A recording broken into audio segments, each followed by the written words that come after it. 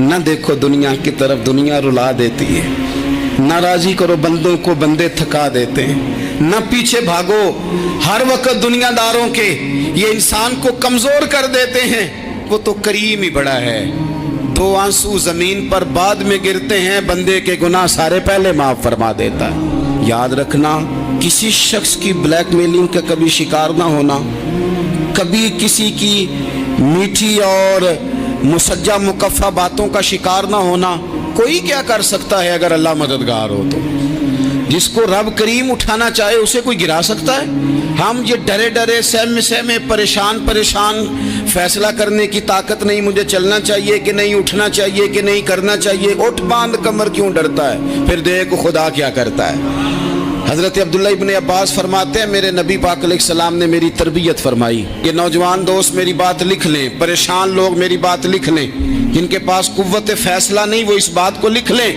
حضرت عبداللہ ابن عباس فرماتے ہیں میرے نبی پاک علیہ السلام نے مجھ سے فرمایا تھا، عبداللہ سن، اگر ساری دنیا مل کے تیرا کوئی نفع کرنا چاہے، کر نہیں سکتی جب تک میرے رب کی رضا نہ ہو۔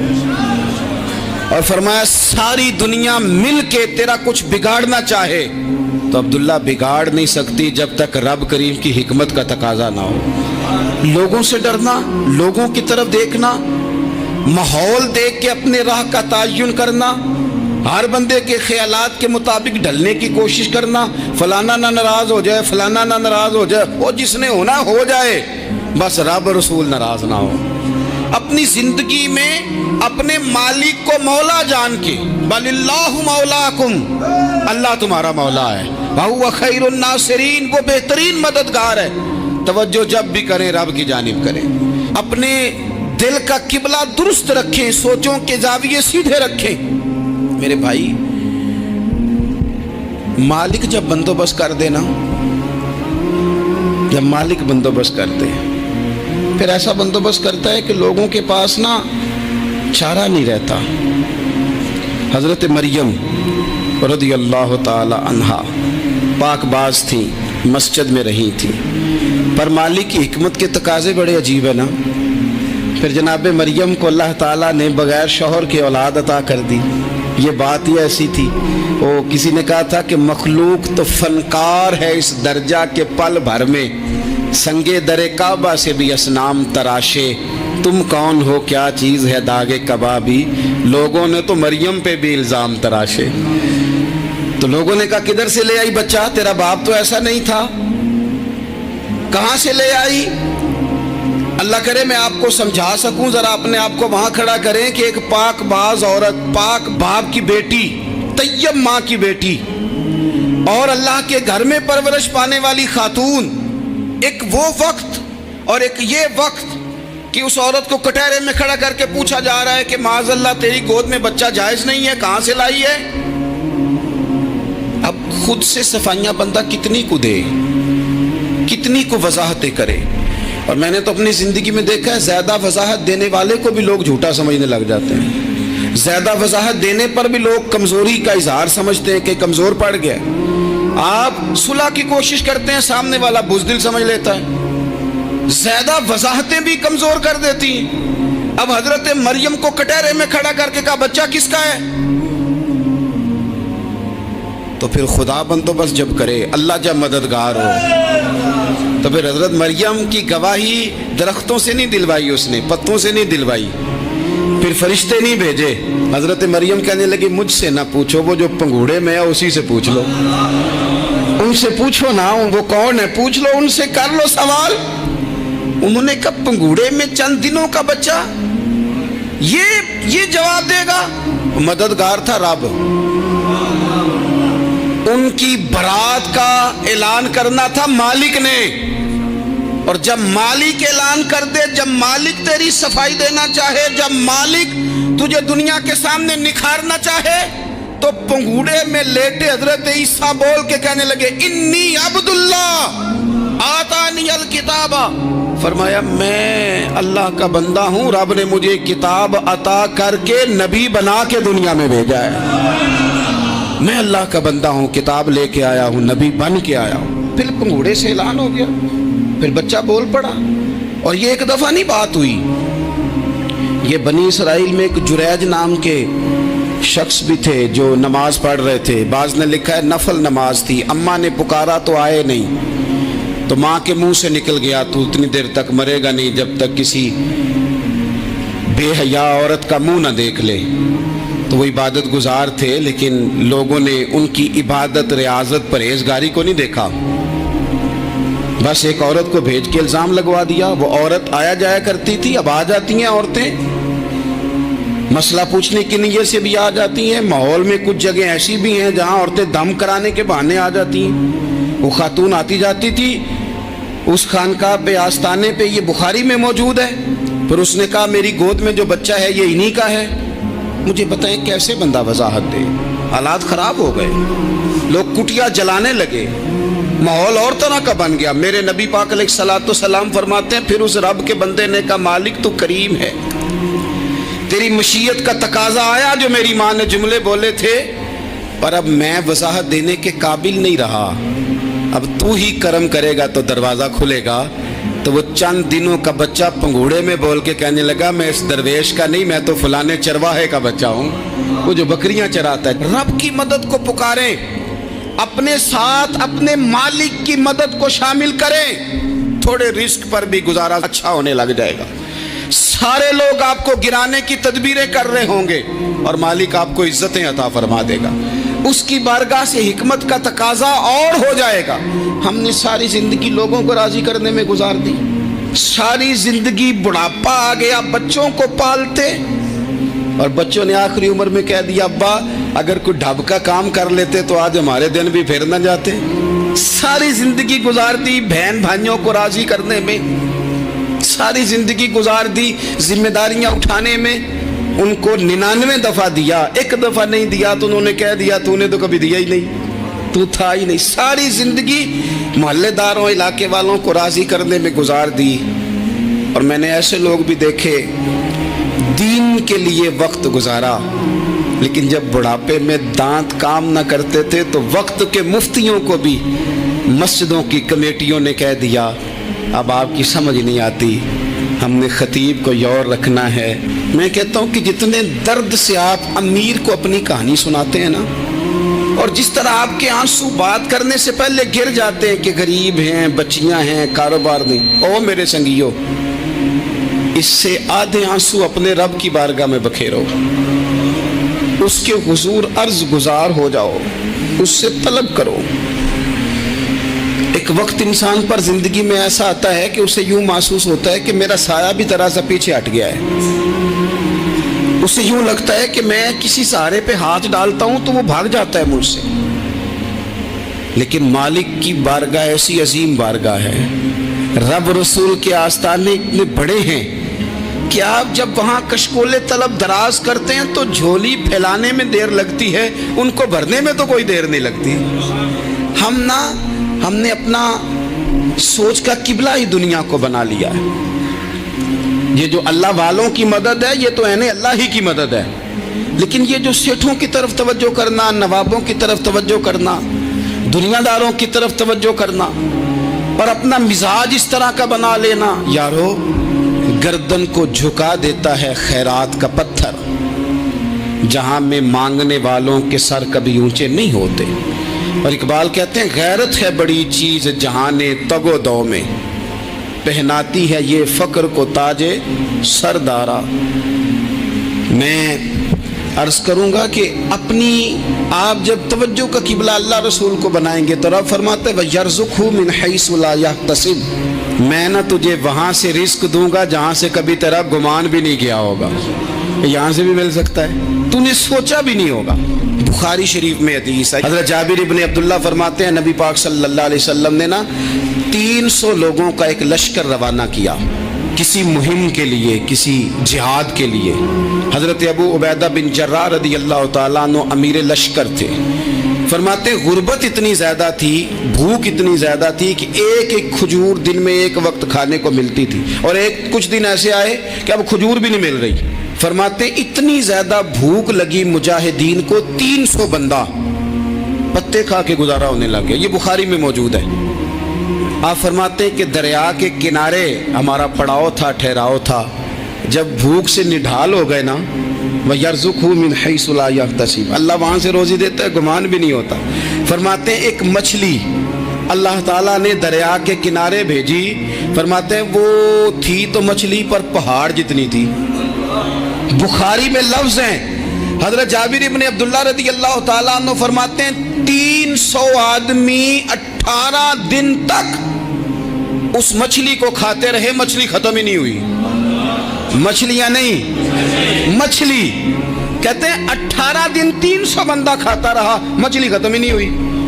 और फरमाते हैं कि उसकी हड्डी निकाल के, कांटा कहेंगे आप अपनी जुबान में, कहते हैं वो निकाल के ना तो उसको खड़ा किया ना जब, तो ऊंट कजावे समेत उसके बीच से गुजर जाता था। दो उसके कांटे जोड़े। फरमाते हैं वो उसका गोश्त हम खाते थे और उसकी चर्बी बतौर तेल के हम जिस्मों पे मलते थे, बीमारों को उससे सुकून आता था, तंदुरुस्ती शिफा होती थी। फरमाते हैं हम खाया भी हमने और कुछ लेके हम मदीने भी गए, और कुर्बान जाए नबी पाक ने भी उसमें से खाया। हमने अर्ज की हुजूर ये मुअम्मा क्या है, ये माजरा क्या है? तो महबूब ने फरमाया तुम्हारे पास ग़िज़ा नहीं थी, रब ने तुम्हारे लिए बंदोबस्त किया है, अल्लाह ने तुम्हें दिया है। मकान शुरू कर लिया, एक साहब ने वो मकान बनाने लगे, आप वो हिसाब लगा रहे हैं, कहते हैं मेरे पास इतने पैसे हैं, इतने मैंने फलाने दोस्त से कहना है उसने दे देने, इतने फलाने रिश्तेदार से कहना है उसने दे देने, इतने फलाने से कहना है उसने दे देने। ये सारी कापी बना के मकान शुरू कर लिया। जो रोज़ कहता था ना कोई हुक्म होया तो दसी, सबसे पहले उसको कहा मियाँ पैसे चाहिए। वो कहता हो कल ही मुंडा टोरे है, कदे तू परसों 10 दाते लब जाने सन। मैं आपको अपने तजर्बे की बात बता रहा हूँ। जिन लोगों का ख्याल होता है ना कि आप स्टार्ट करें फलाना काम, हम आपके साथ हैं, अल्लाह का ही कोई निज़ाम है, वो बिल्कुल भी नहीं साथ होते। लेकिन ऐसा नहीं है कि कोई साथ नहीं होता, अल्लाह ताला बड़े असबाब पैदा करता है, वहाँ से देता है जहाँ से गुमान भी। हमारा ये ज़हन बन जाता है, हम सारी अपने हिसाब से चलते हैं, इतने रिश्तेदारों से, इतने, वो कौन आपके साथ चलेगा, सवाल ही नहीं पैदा होता। ये सारे काम छोड़ के सबसे पहले 2 रकते पढ़ो, अपने रब की बारगाह में, रसूल कायनात की बारगाह में गुजारिशात और इस्तिगासे पेश करो, वहां से खैर तलब करो। दुनियादार क्या देंगे, क्या दे सकते हैं, क्या हैसियत होती है किसी। अल्लाह कहता है वहां से दूंगा। तो जो अल्लाह माल दे वो लेना चाहिए कि रिश्तेदारों का माल देखना चाहिए?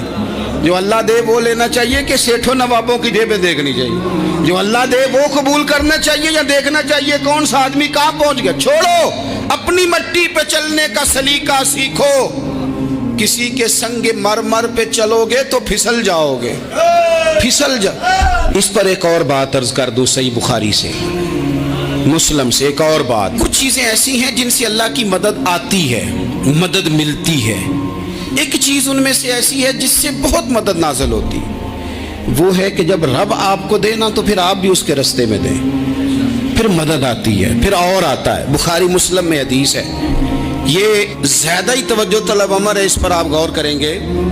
हजरत अबू हुरैरा फरमाते हैं कि नबी पाक अलैहिस्सलाम ने फरमाया, एक शख्स ने बादलों के अंदर से आवाज़ सुनी कि फलां आदमी का खेत और बाग खुश्क हो गया है, वहाँ बरसो और उसके खेत को सैराब करो।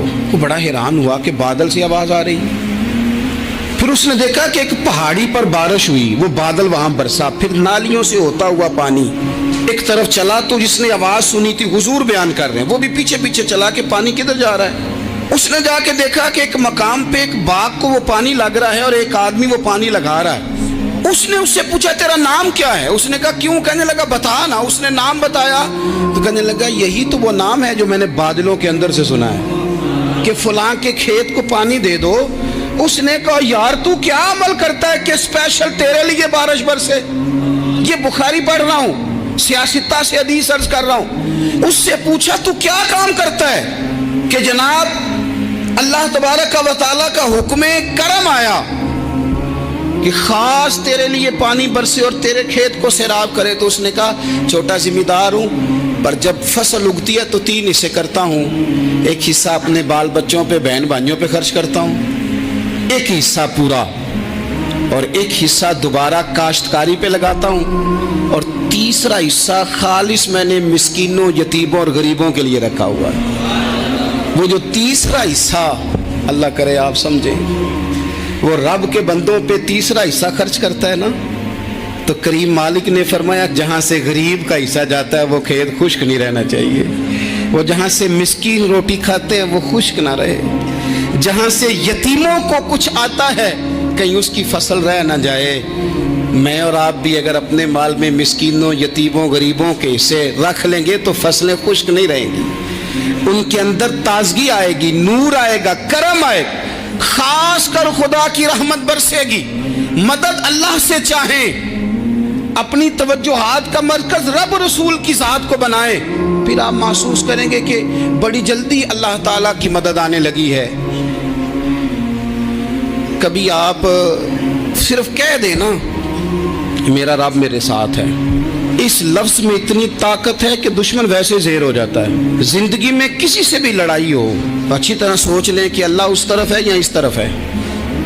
اگر آپ زیادتی پہ ہیں تو پھر رب مظلوم کی جانب ہے۔ اگر اللہ کی مدد آپ کے ساتھ ہے تو دنیا کی کوئی طاقت آپ کو گرا نہیں سکتی، اور اگر آپ مظلوم کے مقابلے میں ظالم بن کے آپ کھڑے ہو گئے ہیں اور آپ نے رویہ وہ اختیار کیا ہے کہ جس میں مدد نہیں آئے گی، تو پھر یاد رکھ لیں کہ آپ کوئی بھی ہیں، کہاں بھی ہیں، آپ کمزور ہیں۔ طاقتور تھے ابتدائے اسلام میں، ظاہری طاقت تھی کفار مکہ کے پاس، وہ ڈنڈوں سے مارتے تھے غریبوں کو، ان کے ہاتھوں میں ڈنڈے تھے، پر خدائی طاقت ان مظلوموں کے ساتھ تھی۔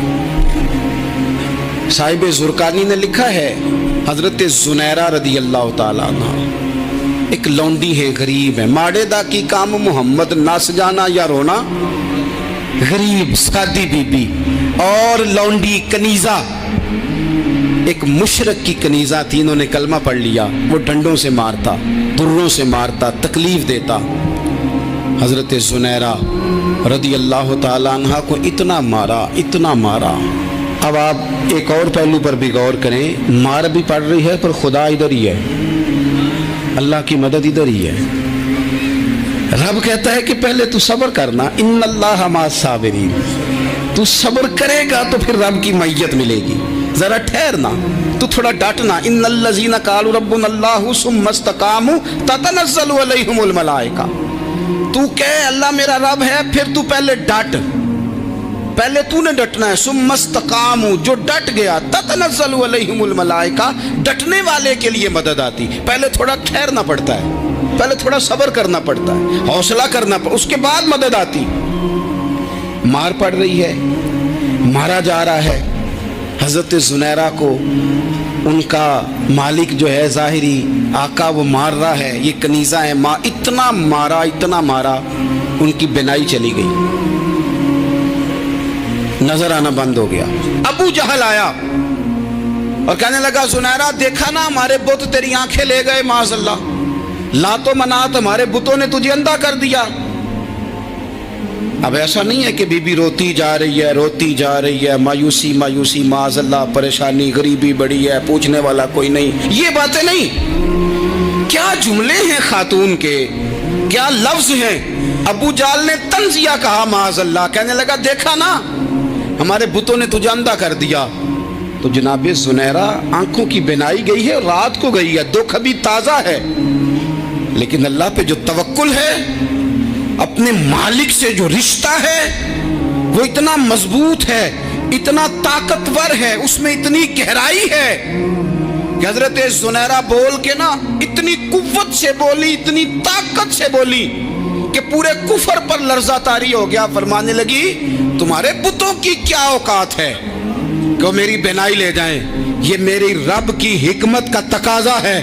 جب تک اس نے چاہا زنیرہ دیکھتی رہی، اور جب اس نے چاہا زنیرہ کی آنکھوں کی بینائی چلی گئی، اور اگر وہ چاہے گا نا تو بینائی واپس بھی کر دے گا۔ اگر ہو ذوق یقین پیدا تو کٹ جاتی ہیں زنجیریں، اگر وہ چاہے گا تو بینائی آ بھی جائے گی۔ حضرت زنیرہ نے رات کو یہ لفظ کہے، ابو جہل اور سارے کفار ڈر کے سن کے چلے گئے۔ آپ आप इत्मीनान से आके बिस्तर पे सोई, जब सवेरे उठी तो अल्लाह ने आंखों की रोशनी वापस कर दी थी। आंखों की अब छड़ी पकड़ी है, बाजारों में घूमती है, कहती है बुलाओ किधर है तुम्हारे नातो मनात, देखो मेरे रब ने रोशनी वापस कर दी। आकर मेरे साथ इधर आ, सितमगर हुनर आजमाए, तू तीर आजमा हम जिगर आजमाए। बीमार लोगों याद रखो, कह दिया डॉक्टर ने कि तू बड़ा बीमार है, तू बड़ा कमजोर है, ये हो गया वो हो गया, तो डॉक्टर अपने इल्म के मुताबिक बात कर रहा है, होगा तो वो जो मेरा रब चाहेगा। कमजोर हो जाना, परेशान हो जाना, तकलीफ में आ जाना, पता नहीं बात हो गई है तो जाने क्या हो जाएगा। अपनी जिंदगी के अंदर अपने रब से रिश्ता मजबूत करें, रसूल कायनात से रिश्ता मजबूत करें, अल्लाह वालों से रिश्ता मजबूत करें। हजरत जुनैरा ने पैगाम दिया कि जिंदगी में जो जीना चाहते हैं तो वो रब का नाम लेके जी सकते हैं, जो अपनी जिंदगी में खुशियां देखना चाहते हैं तो रसूलुल्लाह के नाम पर खुशियां देखी जा सकती हैं। तवक्कुल की बुनियाद पर बंदा खुशियां ले सकता है, और अगर इंसान में तवक्कुल नहीं है तो फिर वो इस काले जादू से भी डर रहा है, वो नीले से भी डर रहा है, वो पीले से भी डर रहा है, वो फलाने से भी डर रहा है, वो मेरे खिलाफ फलाना रिश्तेदार साजिश कर रहा है तो डर रहा है, फलाना मेरे बारे में ये कर रहा है तो डर रहा है, वो पता नहीं दुनिया इधर हो जाएगी तो क्या हो जाएगा, उठ बांध कमर क्यों डरता है, फिर देख खुदा क्या करता है। तो इस सारी गुफ्तगू का निचोड़ आपको ये अर्ज किया है। सबसे पहले तो ये कि मैदानों में मदद भी अल्लाह की, रिस्क में मदद भी अल्लाह की, फसलें खुश्क हों तो मदद फिर भी अल्लाह करे, तो फिर सारी मदद, और अगर इंसान बीमार हो तो फिर भी मदद अल्लाह की। तो अपने अल्लाह की जानिब तवज्जो को बढ़ाएं, आप अल्लाह से मदद के सवाली बने। तिरमिज़ी की एक हदीस है, मैं आपको ज़िंदगी का तजर्बा बताता हूँ कि जब मैं बड़ा परेशान होता हूँ तो ये वाली रवायत खोल लेता हूँ, मज़ा देती है। मेरे नबी पाक अलैहिस्सलाम ने फरमाया, अपने दुख सेठों नवाबों को ना कहना, मालदारों का ना कहना, वरना अल्लाह तुम्हें कभी गनी नहीं करेगा। फरमाया अपने दुख अपने रब की बारगाह में अर्ज करना, जल्दी करे या देर से करे अल्लाह तुम्हें लोगों से बेनियाज कर देगा, अल्लाह तुम्हें गनी कर देगा। रात को बैठो ना उसकी बारगाह, उसे दुखड़े सुनाओ, छोटी छोटी बातें। हुजूर ने फरमाया नमक भी मांगो तो रब से मांगो, छोटी छोटी बात से शुरू करो ना। जब बंदा शुरू करता है ना छोटी छोटी चीज़ें, तो बड़ी सारी चीज़ें ये इस तरह होता है जैसे बंदा रब से गुफ्तगू कर रहा है, मालिक मुझे ये चाहिए, मालिक मैं यहाँ कमज़ोर हूँ, अल्लाह मैं यहाँ परेशान हूँ। आप ये करके तो देखें, लंबी लंबी दुआएं मांग के तो देखें, उसके हुजूर जुड़ के तो देखें, आप देखेंगे राहत कितनी है, सुकून कितना है।